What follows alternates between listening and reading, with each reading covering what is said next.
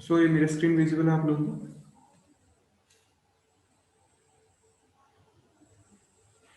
Yes sir. Okay. सो हम लोग previous term पे बेसिक्स कर रहे थे, तो हम लोगों ने एक बार क्विक से देख लेते हैं क्या क्या करा था इसमें।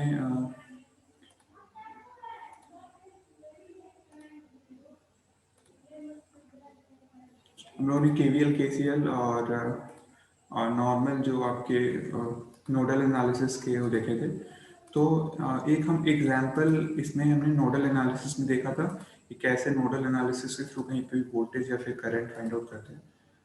तो हाँ, जैसे फॉर एग्जांपल ये वाला एग्जांपल है, इसको हमने एक बारी आपको केवीएल से सॉल्व करके देखते हैं। सिंपल, बहुत सिंपल है, आपको आता है होगा, बट मैं ट्राई कर रहा हूँ कि सो दैट कि आपको जो साइन कन्वेंशन है इसका कि पॉजिटिव नेगेटिव कैसे लेना है उसका आइडिया हो जाए। तो इसी को फर्दर एक बार हम केवीएल से सॉल्व करके देखते हैं इस पर्टिकुलर सर्किट को। ओके, सो एक बार रीड्रॉ करता हूँ सर्किट। तो इसमें सिंपली अभी क्या है कि आपके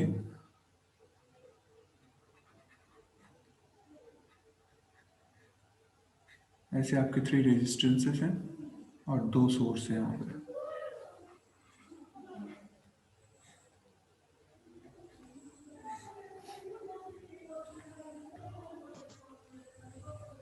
ठीक है, ये जो सोर्स की वैल्यू है वो है 10 वोल्ट आई थिंक। वेट, हाँ 10 वोल्ट है और रेजिस्टेंसेस 10 10 और 20। ये आपके 10 ओम 10 ओम 10 ओम और ये आपका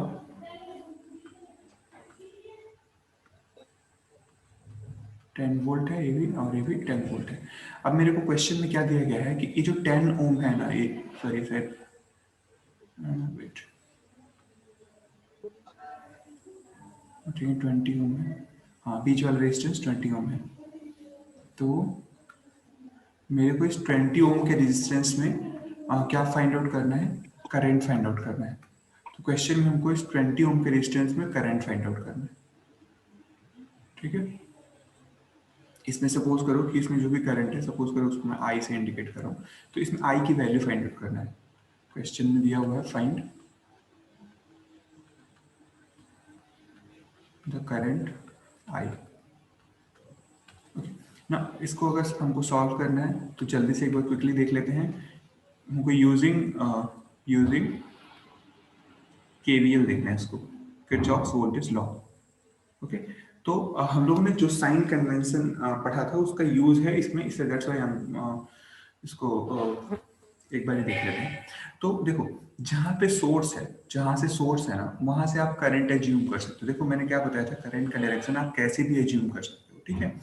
लेकिन हम क्या करेंगे ना कि सबसे पहले सर्किट को ना अपने हिसाब से अ, उसका नॉमेनक्लेचर बना लेंगे। जैसे इसको प्लस मान लिया हमने, इस टर्मिनल को इसको हमने माइनस, मतलब जो भी पोटेंशियल होगा यहाँ पे हायर पोटेंशियल होगा, यहाँ पे लोअर पोटेंशियल होगा।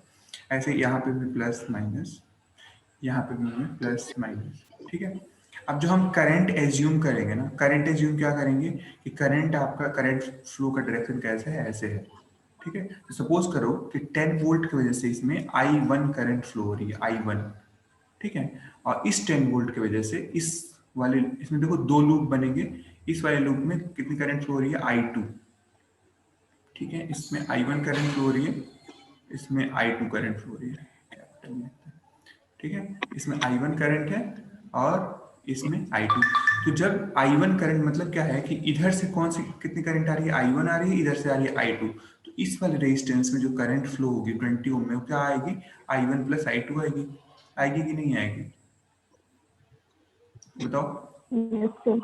आएगी, कैसे आएगी I1 प्लस I2, केसीएल के थ्रू, ठीक है। अगर आपने करंट एज्यूम करा है कि 10 वोल्ट के, इस 10 वोल्ट की वजह से I1 करंट फ्लो हो रही है और इस 10 वोल्ट की वजह से भी, मतलब इस 10 वोल्ट की वजह से I2 करंट फ्लो हो रही है, तो ओवरऑल करंट जो फ्लो होगी इस 20 ओम में, वो क्या होगी, I1 प्लस I2 होगी। और किसके थ्रू होगी, बाई केसीएल के थ्रू, ठीक है ना, आपको पता है। क्योंकि ऐसे है, हो रहा है आपका, ये आपका I1 है यहाँ पे, ठीक है। इस नोड पे हमने एक नोड लिया है यहाँ पे, और इधर आपका है, इधर से आ रहा है I2। तो हमको क्या करना है, इसमें करंट पता करना होगा तो क्या होगा, I1 प्लस I2 हो जाएगा। Sum of incoming current equals to sum of outgoing current, हम लोगों ने केसीएल में देखा था, ठीक है। अब इसमें हमने क्या लगाना है, हमको केवीएल लगाना है। तो आपको साइन कन्वेंशन याद होगा, मैंने बोला था कि जब भी हम नेगेटिव से पॉजिटिव जाएंगे तो हम क्या लेंगे, नेगेटिव से पॉजिटिव जाने Positive. पॉजिटिव लेंगे। पॉजिटिव। तो 10 वोल्ट को हम लोग क्या लेंगे फिर, पॉजिटिव लेंगे, मतलब प्लस 10 लेंगे, ठीक है, प्लस 10 हो गया, ठीक है। उसके बाद हम कहाँ से जा रहे हैं, पॉजिटिव से निगेटिव जा रहे हैं, ठीक है। तो पॉजिटिव से निगेटिव जा रहे हैं तो कितना लेना पड़ेगा, निगेटिव लेना पड़ेगा। Negative. तो निगेटिव जब लेंगे हम माइनस, और हमको वोल्टेज लेना है, क्योंकि केवीएल क्या कहता है कि जो वोल्टेज का समेशन होता है ना इनसाइड एनी लूप, वो 0 होगा। तो -10 हो गया, और इसमें I1 करंट फ्लो हो रही है और 10 ओम का रेजिस्टेंस है, तो जो वोल्टेज होगा कितना होगा, 10I1, ओके। अब देखो ये 20 है, 20 ओम में अगर मेरे को पता करना है कि इसके अक्रॉस जो वोल्टेज ड्रॉप है वो कितना है, तो इसमें भी हमारा पहले प्लस लिखा हुआ है फिर माइनस है, तो ये भी क्या होगा, माइनस होगा। -20 टाइम्स क्या हो जाएगा, करंट कितनी फ्लो हो रही है उसमें total, I1 plus I2, I1 plus I2। I2, और that will be equals to 0, okay. Simple first equation हमारा ये बनेगा। तो अब इसको हम फर्दर अगर लिखना चाहें तो क्या लिख सकते हैं, इस पूरे माइनस वाले साइंस को इधर ले जाओ 0 के साइड में, तो ये जाएगा आपका 10I1 फिर plus 20I1 plus 20I2 equals to 10। या फिर इसको फर्दर हम लिख सकते हैं 10 से डिवाइड कर दो, और I और 2I1 कितना हो जाएगा, 3I1 plus 2I2 equals to 1। ये हमारा इक्वेशन बन जाएगा फर्स्ट, ठीक है। आई थिंक ये समझ में आ गया होगा। ये जो हम मान रहे हैं ना, इस वाले लूप का नाम दे दो लूप 1, लूप 1। तो जो केवीएल लगाए हैं हम किस में लगाए हैं, लूप 1 में, ठीक है। ऐसे ही हम इस वाले हम लूप का नाम दे देंगे, जो भी आपका लूप बनेगा इसको बोलेंगे हम लोग लूप 2। लूप 2 का मतलब एक क्लोज्ड पाथ है, ठीक है ना, इसमें ऐसे घबराने वाली बात नहीं है कि लूप कहाँ से लिख दिया मैंने। तो एक क्लोज्ड पाथ है, देखो एक क्लोज पाथ यहाँ पे बन रहा है और एक क्लोज पाथ यहाँ पे बन रहा है। तो जितने भी कोई भी सर्किट होगा उसमें जितने नंबर ऑफ क्लोज पाथ होंगे, ठीक है, जितने नंबर ऑफ लूप्स होंगे उतने नंबर ऑफ आपके इक्वेशंस को सॉल्व करना पड़ेगा in order to get the value of current, ठीक है, यूजिंग केवीएल। ओके, अब हम चलते हैं लूप 2 में, देखो अब हम लूप 2 में देखते हैं। अब जो लूप 2 है इसमें देखो, यहाँ जो वोल्टेज है 10 वोल्ट का, अब यहाँ से स्टार्ट करो, इसमें भी क्या है, प्लस 10 हो जाएगा, माइनस आगे बोलते रहो, तुम लोग बताओ क्या होगा, कोई बोलेगा नेक्स्ट क्या होगा। मैं लूप 2 में केवीएल, -10 I2। -10I2, ठीक है। उसके बाद -20 I1 plus I2. I1। I2 equals to 0 हो जाएगा, ठीक है। इसको हम फर्दर लिखना चाहें तो क्या लिख सकते हैं, इसको हम लिख लेंगे 10I2 plus 20I1 20I2। Plus 20I2 equals to 10। इसको फर्दर हम सॉल्व कर लें तो ये जाएगा 2I1 प्लस 10 और 20 30 हो जाएगा, और ये तो 3I2 आई इक्वल्स टू क्या आ जाएगा, 1 आ जाएगा। ये हमारा सेकेंड इक्वेशन होगा, ठीक है। अब इन दोनों को सॉल्व कर लेते हैं, ठीक है। दो हमारे अननोन है I1 I2 और दो इक्वेशंस हैं, तो दोनों को सॉल्व कर लेते हैं। तो कितना आ जाएगा, देखो इसमें कैसे सॉल्व कर लें हम, इसमें हम किससे मल्टीप्लाई कर दें, इसमें मल्टीप्लाई कर दें 2 से, और इसमें मल्टीप्लाई कर दें 3 से, ठीक है। फर्स्ट इक्वेशन में 2 से मल्टीप्लाई कर दें, सेकेंड इक्वेशन में 3 से मल्टीप्लाई कर दें, तो कितना हो जाएगा 6I1, ये हो जाएगा 6I1 plus 4I2. 4I2 equals to 2, 4I2 equals to 2। दूसरा इक्वेशन क्या आ जाएगा, जब हम दूसरा इक्वेशन हो जाएगा 6I1 plus 9I2 equals to 3, 6I1 plus 9I2 equals to 3। अब सब्ट्रैक्ट कर दो, ठीक है ना। हम क्या करेंगे, जो भी मल्टीप्लाई करके हम आपस में उनको सब्ट्रैक्ट कर दे रहे हैं, आप लिख लेना तो लिख रहे हो तो माइनस फिर माइनस फिर माइनस, ये कैंसिल आउट हो जाएगा, ठीक है ना, ये वाली चीज़ कैंसिल हो जाएगा, आपका बचेगा -5i2 और that will be equals to -1, ठीक है। तो यहाँ से क्या हो जाएगा आपका i2 इक्वल्स टू 1/5, तो 1/5 एम्प आ गया हमारा I2 की वैल्यू, ठीक है। अब हम इसको प्लग कर देते हैं, I2 की वैल्यू को प्लग कर देते हैं इक्वेशन 1 में, तो प्लग कर दो उसको, I2 को जब प्लग करोगे इक्वेशन 1 में तो क्या हो जाएगा, इक्वेशन 1 है 3i1, उसके बाद +2i2 है, तो +2 इंटू 1/5,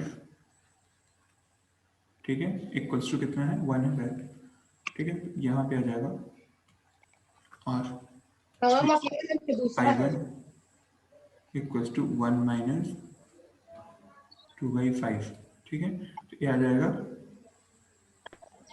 3/5, तो यहाँ से I1 की वैल्यू कितनी आ जाएगी 1/5 एम्पियर।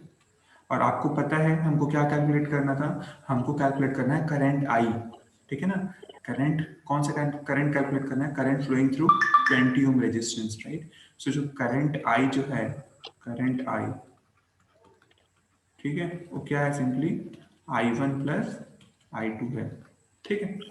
तो क्या हो जाएगा आपका 1/5 प्लस 1/5 इक्वल्स हो जाएगा 2/5, मतलब 0.4 एम्प, ठीक है।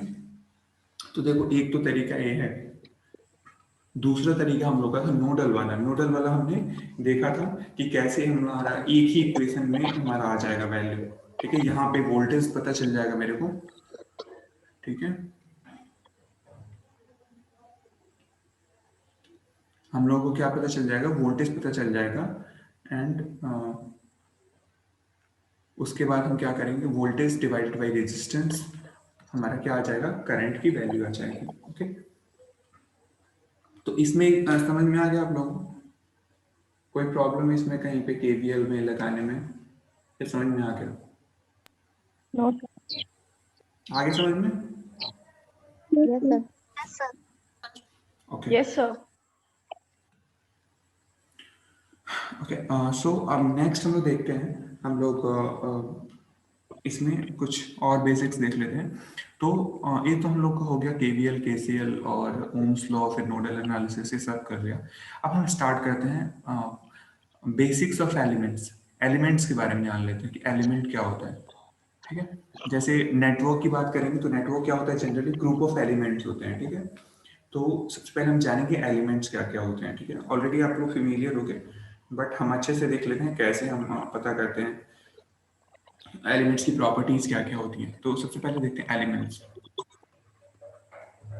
एलिमेंट्स, अब एलिमेंट का मतलब क्या होता है, ये ना बेसिक बिल्डिंग ब्लॉक होता है आपका किसी भी सर्किट का, किसी भी नेटवर्क का, मतलब जो सबसे बेसिक चीज होगा ना उसी को एलिमेंट बोलते हैं। जो basic building block of any network और any circuit is called elements, ठीक है। अब जो एलिमेंट्स होते हैं ना उनको हम नॉर्मली क्या करते हैं ना, दो कैटेगरीज में रखते हैं, ठीक है। एलिमेंट्स को हम नॉर्मली दो कैटेगरीज में रखते हैं। एक आपका होता है एक्टिव एलिमेंट, एक हमारा एलिमेंट होता है उसको हम लोग बोलते हैं एक्टिव एलिमेंट, एक्टिव एलिमेंट्स। और दूसरा हमारा एलिमेंट होता है वो होता है पैसिव एलिमेंट, पैसिव एलिमेंट, ठीक है। अब ये एक्टिव पैसिव पता कैसे करते हैं, हम लोग अभी देखेंगे कौन सा एलिमेंट एक्टिव एलिमेंट होता है, कौन सा पैसिव एलिमेंट्स होता है। बट पहले एग्जांपल्स देख लेते हैं। आपको पता होगा पैसिव एलिमेंट्स के एग्जांपल्स, कौन बताएगा क्या क्या होता है पैसिव एलिमेंट, क्या क्या होता है, Resistor, capacitor, inductor. Capacitor, inductor, right, R L R C L लिख दिया। ऐसे एक्टिव एलिमेंट्स का एग्जांपल बताओ। Transistor, diode, transistor.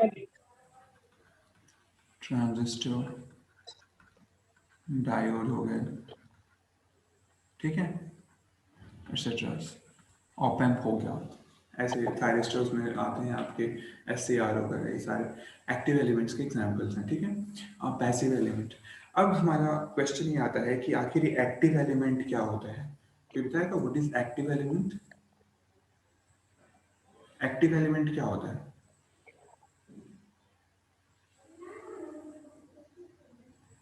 जो एक्टिव एलिमेंट होता है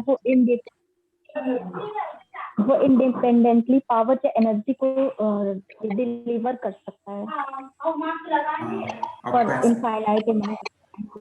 हाँ हाँ, और पैसिव एलिमेंट? सर ये एनर्जी और पावर को डिलीवर नहीं करता है okay, for infinite amount of time के लिए। हाँ चलो, काफी अच्छा डेफिनेशन बताया इन्होंने। तो अभी हम लोग देखेंगे कि कैसे हम लोग एक्चुअल में पता करेंगे whether element an element is active element और पैसिव एलिमेंट। हम लोग इसको फर्दर देखेंगे, ठीक है। तो अभी के लिए हम लोग पहले जो हमारे पैसिव एलिमेंट्स हैं, बेसिक पैसिव एलिमेंट्स RCL के बारे में थोड़ा सा आइडिया जल्दी से हम लोग क्विकली देख लेते हैं, ठीक है। तो सबसे पहला एलिमेंट हमारा पैसिव एलिमेंट में, उसको हम लोग बोलते हैं रजिस्टर। रजिस्टर, ठीक है, रजिस्टर है। तो रजिस्टर का सिंबल आप सभी को पता होगा, नॉर्मली हम ऐसे रिप्रेजेंट करते हैं आर को, ठीक है। अब रजिस्टर क्या करता है, बेसिकली ये क्या करता है, जो भी फ्लो ऑफ करंट होता है ना उसको अपोज करता है, ठीक है, ठीक है। तो register opposes flow of current inside any circuit, ठीक है। तो रजिस्टर क्या करता है, हमेशा फ्लो ऑफ करंट को रेस्ट्रिक्ट करने के लिए यूज होता है, ठीक है, अपोज करने के लिए। आपको पता है कि कोई भी वायर है, अगर हमको किसी भी चीज का, पर्टिकुलर चीज का हमको रेजिस्टेंस निकालना है, तो उसका फॉर्मूला क्या होता है, कैसे हम रेजिस्टेंस निकालते हैं किसी भी पर्टिकुलर चीज का। R इक्वल होता है रो, रो का मतलब रेजिस्टिविटी, और उसके बाद L बाय A, ठीक है। L क्या है यहाँ पे, L जो है आपका लेंथ है, ठीक है, और रो जो है आपकी रेजिस्टिविटी है, रेजिस्टिविटी, और जो ए है आपका वो एरिया ऑफ क्रॉस सेक्शन है, area of cross section, cross section, ठीक है। तो आपसे बोला जाए कि किसी पर्टिकुलर क्या हम रेजिस्टेंस कैसे फाइंड आउट करते हैं किसी भी चीज़ का, तो क्या करोगे, सिंपली उस चीज़ का वो जो भी ऑब्जेक्ट हो गया, या फिर जो भी वायर होगा, या फिर जो भी कंडक्टर होगा, वो क्या होगा, उसका ऑब्वियसली कोई ना कोई लेंथ होगा, तो उसका जो लेंथ होगा वो, उसका उसका कोई एरिया ऑफ क्रॉस सेक्शन होगा वो, और रेजिस्टिविटी अगर आपको पता है, जैसे आपके डिफरेंट डिफरेंट मेटल्स हैं, या फिर डिफरेंट डिफरेंट, जैसे वायर ही है, वायर कई सारी चीज़ों से मिलकर बन सकता है। फॉर एग्जांपल कॉपर वायर हो सकता है, एल्यूमिनियम वायर हो सकता है, ठीक है। तो आपको उसका रेजिस्टिविटी पता होता है, रेजिस्टिविटी कैलकुलेट करने के डिफरेंट डिफरेंट मेथड्स होते हैं, लेकिन आपको रेजिस्टिविटी पता होता है, ठीक है। उसके अगर आपको ये तीनों चीजें पता रहेंगी, you can find out the value of R, कि जो कितना आर ऑफर करेगा। और आर का मतलब क्या होता है कि वो जो वैल्यू होगा वो ये डिसाइड करेगा कि जो भी फ्लो ऑफ करंट है उसको कैसे रेस्ट्रिक्ट कर रहा है, ठीक है। अब हमने देखा था कि जो ओम्स लॉ होता है वो क्या करता है, वो गवर्न करता है रिलेशन V प्रोपोर्शनल टू आई। जब भी हमारे फिजिकल पैरामीटर्स कांस्टेंट होते हैं किसी भी सर्किट में, तो क्या होता है, उस सर्किट में जो V जो है I के प्रोपोर्शनल होता है, ठीक है, प्रोवाइडेड कि फिजिकल पैरामीटर्स आर कांस्टेंट, ठीक है।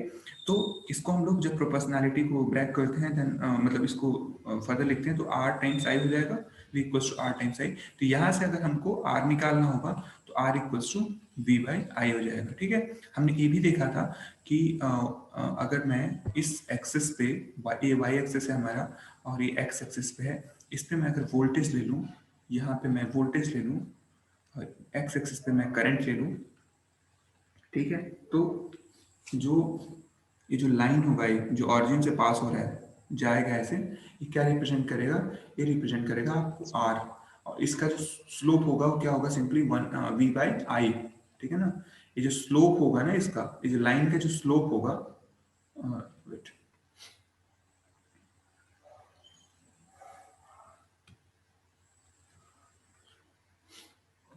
जो लाइन का स्लोप होगा आपका वो क्या होगा, वही उसका रेजिस्टेंस हो जाएगा। ठीक है, तो अगर आपका कोई ऐसा ऐसा ग्राफ दिया हो जिससे आपको रेजिस्टेंस फाइंड आउट करना है, अगर सपोज करो ऐसा ग्राफ दिया हो कि वाई एक्सिस पे आपका वोल्टेज हो, एक्स एक्सिस पे करंट हो, और ऐसा कुछ ग्राफ दिया हो, तो you can find out the resistance bye calculating the slope of that particular graph, right.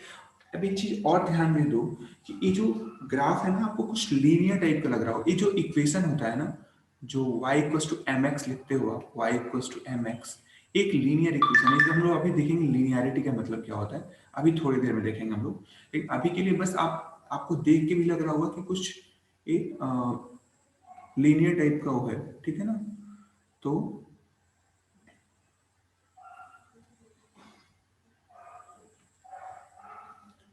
ठीक है, अभी जो हमारा जो भी लाइन आया है, एक लीनियर ग्राफ को रिप्रेजेंट कर रहा है, ठीक है। अब इसको अगर हमको फर्दर एनालाइज करना है, तो आप एक चीज और ध्यान दे सकते हो इसमें कि जो भी हमारा रेजिस्टेंस है वो किसका रेशियो है। अगर आपको मैं पर्टिकुलर किसी सर्किट में आपको बोलूँ रेजिस्टेंस कैलकुलेट करने का, तो अगर आपको वोल्टेज और करंट पता हो तो you can find out the value of resistance in that particular circuit. Okay, तो ये हमारा रेजिस्टेंस के लिए हो गया। ऐसे ही हमारा जो दूसरा एलिमेंट है वो है आपका कैपेसिटर, ठीक है। दूसरा जो हमारा एलिमेंट है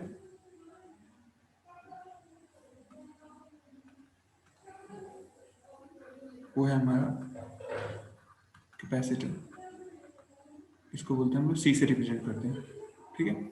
अब जो कैपेसिटर होता है, कैपेसिटर का काम क्या होता है, बेसिकली इलेक्ट्रिक करंट को स्टोर करता है, ठीक है ना, in the form of electric field. जो भी करंट या फिर चार्ज जो होता है वो स्टोर करने के काम आता है। किस फॉर्म में स्टोर करता है, इलेक्ट्रिक फील्ड के फॉर्म में स्टोर करता है, ठीक है। कैपेसिटर के बारे में आपको थोड़ा बहुत आइडिया होगा। तो कैपेसिटर क्या करता है, बेसिकली एनर्जी स्टोर करता है, एनर्जी स्टोर करेगा, ठीक है। एनर्जी स्टोर करने का मतलब क्या होगा, बेसिकली चार्ज स्टोरिंग डिवाइस है। चार्ज बोल सकते हो, इलेक्ट्रिक फील्ड बोल सकते हो, मतलब जो भी चार्ज होगा फिर एनर्जी होगा, वो किसके फॉर्म में वो स्टोर करेगा, इलेक्ट्रिक फील्ड के फॉर्म में स्टोर करेगा। बस आपको ये ध्यान रखना है। अब जो कैपेसिटर है, अगर कैपेसिटर में क्या होता है, दो प्लेट्स होती हैं, ठीक है। जैसे एक प्लेट ऐसे करके, दो कंडक्टिंग प्लेट्स होंगी ऐसे करके, ऐसे करके, ठीक है। और इनके बीच में ना, इनके बीच में कुछ इंसुलेटिंग मटेरियल होगा, इनफैक्ट एयर भी हो सकता है, कुछ भी ऐसे, ठीक है। तो अगर इन प्लेट के बीच का डिस्टेंस जो है डी है सपोज करा, ठीक है, और ये जो प्लेट है ना, इसका एरिया ऑफ क्रॉस सेक्शन जो है, इसका एरिया ऑफ क्रॉस सेक्शन जो है ए है, ठीक है। तो मैं अगर बोलूं कि इस पर्टिकुलर उसमें देखो, capacity banana it's quite easy task, ठीक है। आपको क्या करना होगा, सिंपली दो कंडक्टिंग प्लेट्स लेने होंगे और उन प्लेट्स के बीच में कोई इंसुलेटिंग मटेरियल, अगर आप इंसुलेटिंग मटेरियल नहीं भी रखते हो ना, तब भी वो कैपेसिटर बन ही जाएगा, ठीक है। तो जब भी दो कंडक्टिंग प्लेट्स होंगी, पैरेलल प्लेट्स होंगी, तो वो एक कैपेसिटर जैसा बिहेव करेगा। इसमें जो कैपेसिटेंस की जो वैल्यू आएगी वो कैसे आएगी, कैसे आएगा, सी इक्वल्स टू, ये होता है epsilon A,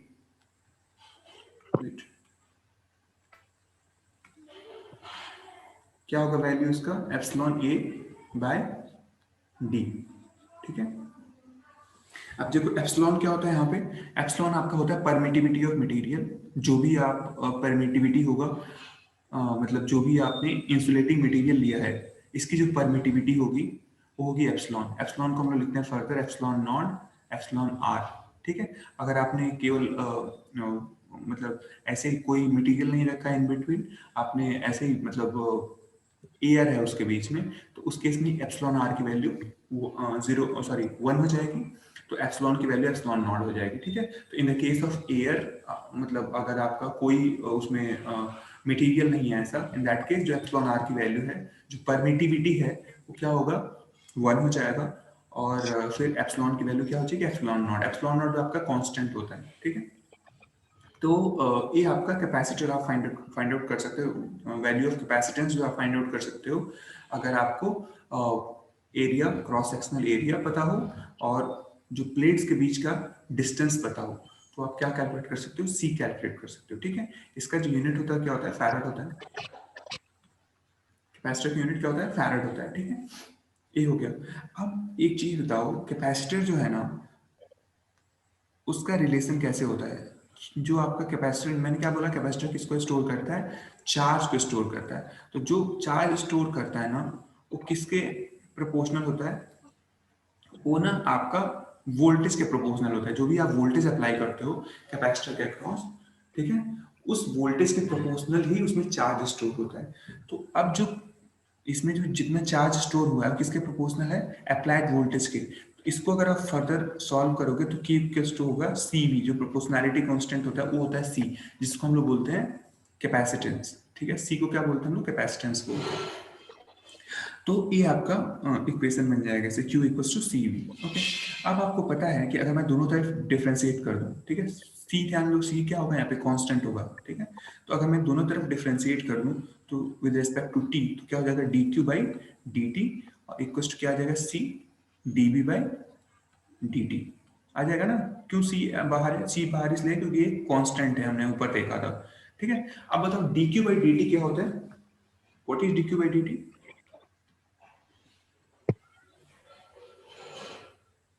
I current. Current, ठीक है ना।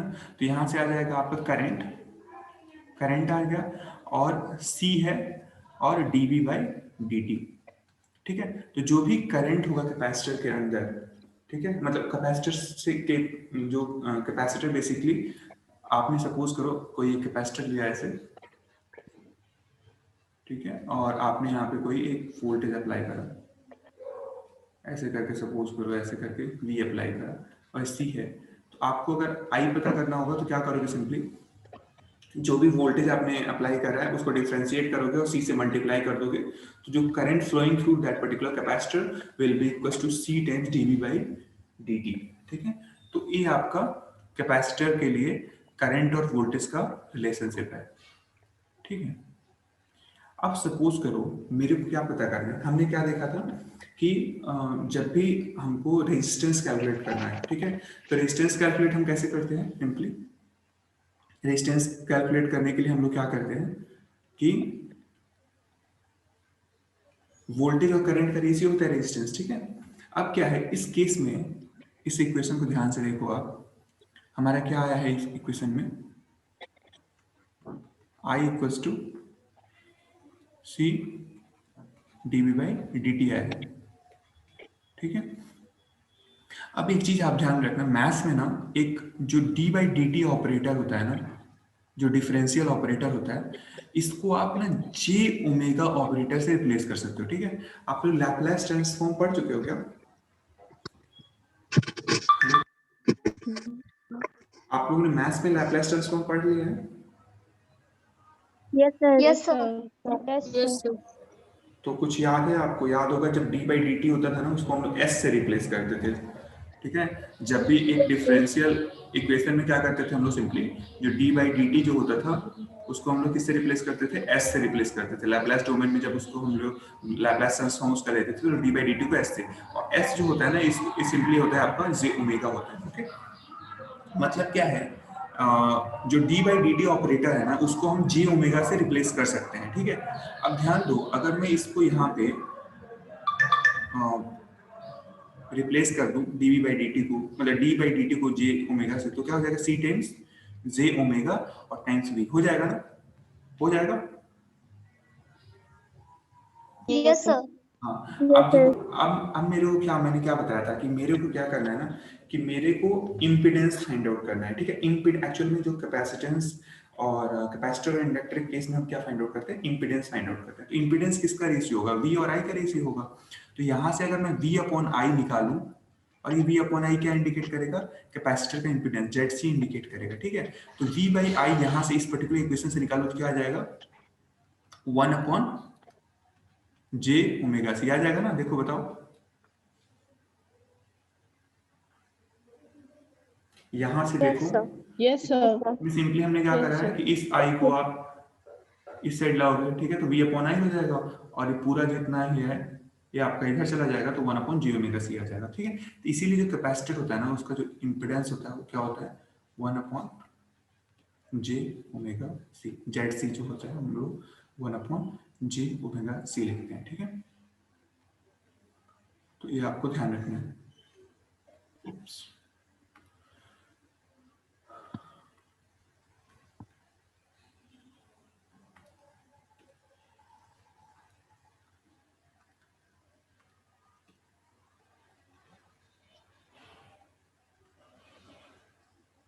ठीक है, तो इसलिए हम लोग कैपेसिटेंस में जो आपका जेडसी आता है, जेडसी क्या है, इम्पीडेंस है, जो कि क्या क्या इंडिकेट करता है कि जो आपका फ्लो ऑफ करंट को रेस्ट्रिक्ट करने का जो मतलब अगर जैसे रेजिस्टेंस क्या, किसी भी सर्किट का रेजिस्टेंस क्या डिसाइड करता है कि वो फ्लो ऑफ करंट को कैसे अपोज कर रहा है, ऐसे ही आपका इम्पीडेंस क्या डिसाइड करेगा, वो भी आपके अपोज करेगा फ्लो ऑफ करंट को। ओके, ऐसे ही हमारा थर्ड एलिमेंट जो है वो है